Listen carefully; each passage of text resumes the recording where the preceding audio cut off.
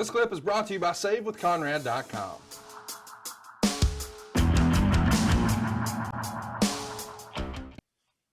Talk to me a little bit about those matches in Pensacola. What were you learning? It's one thing we've all heard that it's one thing to learn in a school, but you really get your education in wrestling in front of a crowd.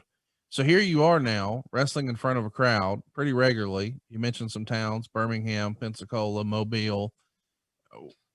What do you remember taking away? Were there any sort of aha moments in your development? Well, I worked some tags with Joe LeDuc, and that was part of the story angle. They had brought me in to be Joe LeDuc's partner, ultimately shooting for Bob Armstrong.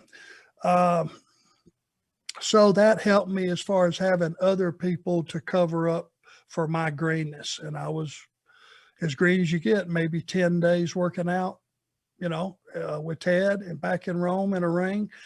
But never having a live match other than to go down to Albertville or Boaz, those names. Oh yeah. Alabama, and wrestling for 3 or 4 minutes and pretty much just getting creamed because none of those guys, who are working indies, and that would have been what that would be considered at the time, would be working the indies. That was their livelihood. They were using that money that they were making on Saturday night to feed their family. And they weren't going to take a lot of chances with me. So I pretty much just got my ass kicked a couple of times, but that was it for experience. A lot to circle back to there. The word indies, working the indies, that wasn't a word back then, was it? It was territories. It wasn't a thing. It was guys that would just run shows on the weekend. Now keep in mind, these towns, Boaz, Albertville, they were doing 300 people every week, every Saturday. Yeah, still do. And for the promoter, he was making out.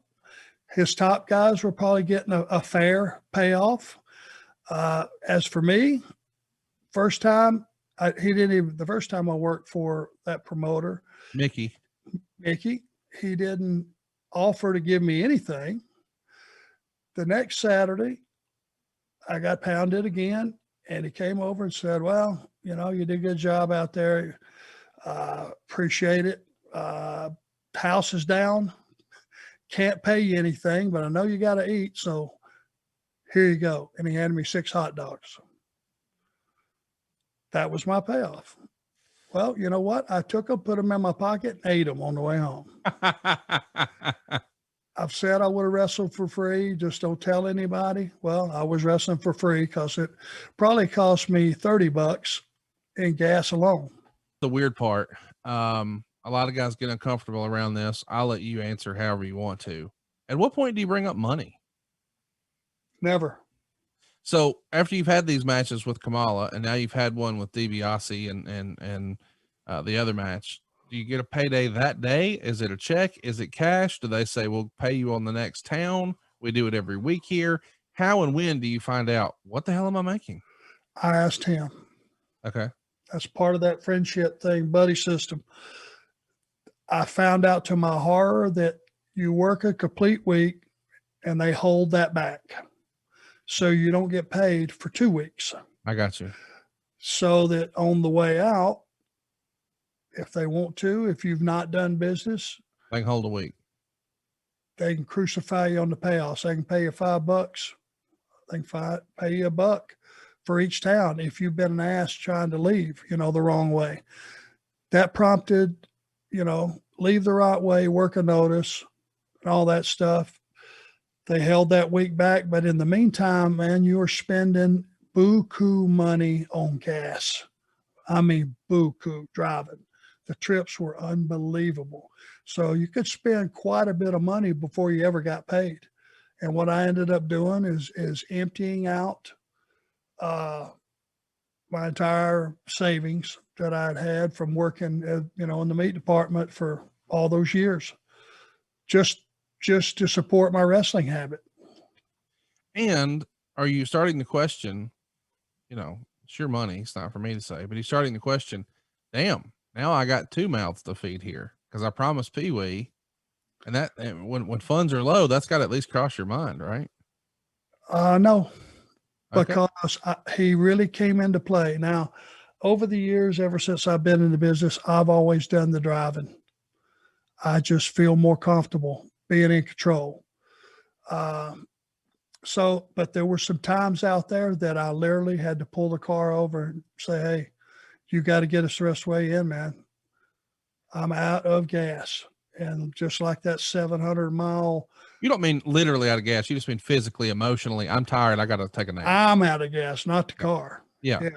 Yeah. I'm going to kill us both. I'm going to fall asleep here if you don't help me out. And he would jump behind the wheel, roll the window down, and here we go.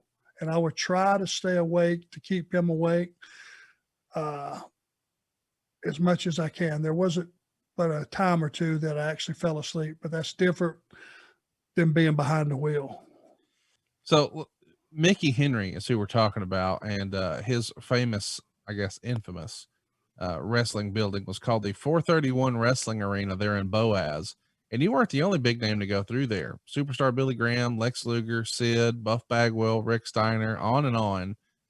But it is kind of fascinating that those little pockets existed all over America. Well, there were no wrestling schools. Right. It didn't exist. The deal was you had to have someone, usually in a one-on-one situation, look at you that was willing to put his name on you, train you, and then call in favors or whatever it may be to get you booked, doing jobs on TV, doing jobs on those shows on the weekends. And that was how you got discovered. So I'm curious about the dynamic of you've got, a traveling companion. What's Pee Wee doing when you show up to the building and you got to go in the back and you got to get ready and all that? This is the old days. It's not like you're probably able to bring outsiders into the locker room. I don't think that's encouraged today either. What's Pee Wee doing as you're making these towns and just sort of hanging out? I found him a chair out there in the arena somewhere that was out of everybody's way and was nondescript.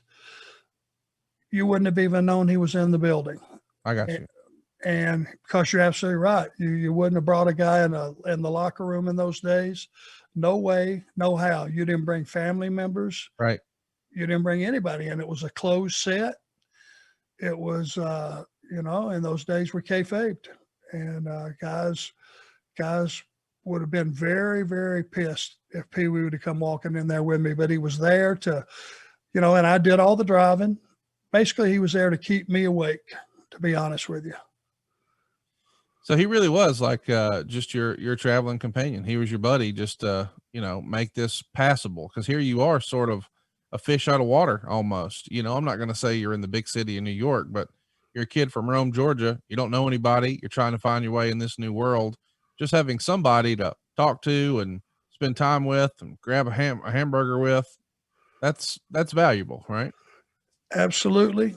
And I bought his Marlboros and his beer. What were his aspirations? I mean, we know he's going to go on to be a referee, but I'm not trying to speak ill of anyone, but he was a little fellow. So it's not like he probably thought I could be a wrestler. Did he know I wanted to be a referee, or did he think maybe I could be a manager, or was he just a fan and happy to be along for the ride? I think he was just a fan that did not have a job when this all occurred. So he had nothing to keep him in Rome. Right. For him, it was an adventure. And I made him a promise, you won't go hungry. You'll have a bed to sleep in, don't worry about that, because I don't know what to tell you the next 3 weeks is going to bring. So he was just a traveling companion at this point. As we get later in the story of the evolution of the territories and things, you'll see where he caught his first break. But at this point, he was just a guy riding with me, keeping me awake. And, a few times he would help me drive when I would just, be overwhelmed. Hey, it's Conrad Thompson. Thanks for checking out the podcast here on YouTube. Be sure to hit the subscribe button and the notifications bell so you get a notice anytime we upload some new content. And go save yourself some money right now. If you're in a 30-year loan or you have credit card debt, it's not a matter of if I can save you money. It's a matter of how much. Find out right now for free at SaveWithConrad.com.